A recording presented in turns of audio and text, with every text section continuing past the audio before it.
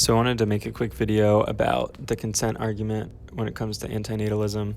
I think that this is kind of one of those things where if we're really trying to spread the ideology and we use that as an argument, people are going to stop taking it seriously. If you say to like a normie that, an unborn person cannot consent to being born, therefore we should not create them, they're not going to take it seriously, even if it does have philosophical value.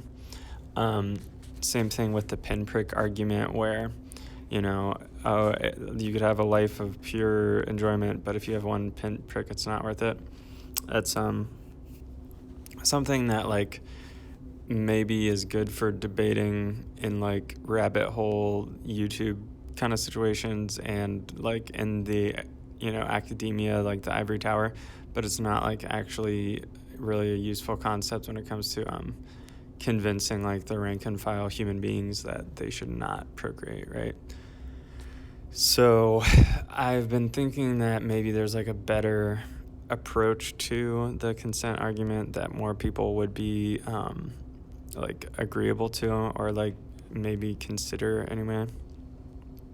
And so it has to do with the right to die.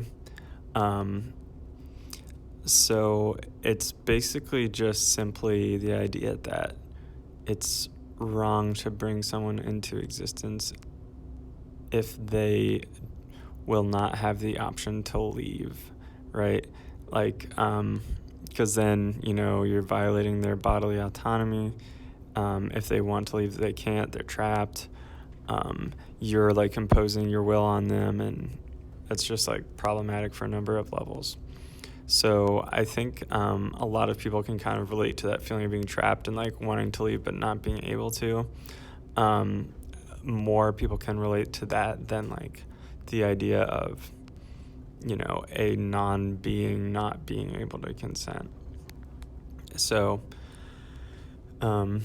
someone might say something like, oh, well, people do have the option to leave, because that's the thing that antinatalists get a lot, is something like, oh, well, if you don't like it here, just leave, right? But of course, like the option to leave that we do have, like while it's technically not illegal in most places, it's not really a viable option for most people because there's too much uncertainty and sort of like crudeness with the methods, and also like the potential of failing and being worse off than you were, and also the emotional damage to people around you, and the there's just so many problems with it, and having to sneak around and do it in like a dim hotel room or something. I mean, when it comes to the right to die, if people had just sort of a universal right to assisted suicide where they were able to leave in a manner that was humane and comfortable and voluntary and on their own terms at their own time, I think that would be just a lot better.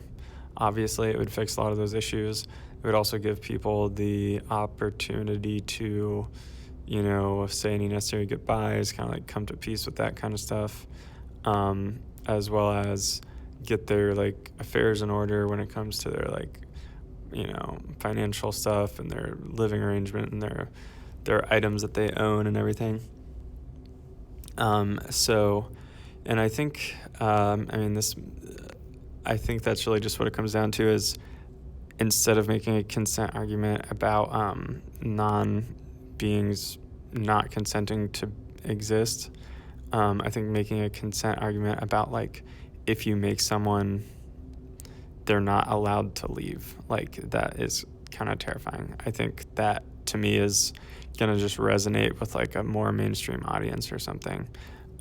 It's still not like a really mainstream audience because most people are going to be like, leaving? What? No, that's terrible. Life is a gift. But of course you can return a gift. You can refuse a gift. So I guess that's really all I have on this one. Hopefully it's helpful or spurs some kind of thinking. So I'm going to talk to you in the next video.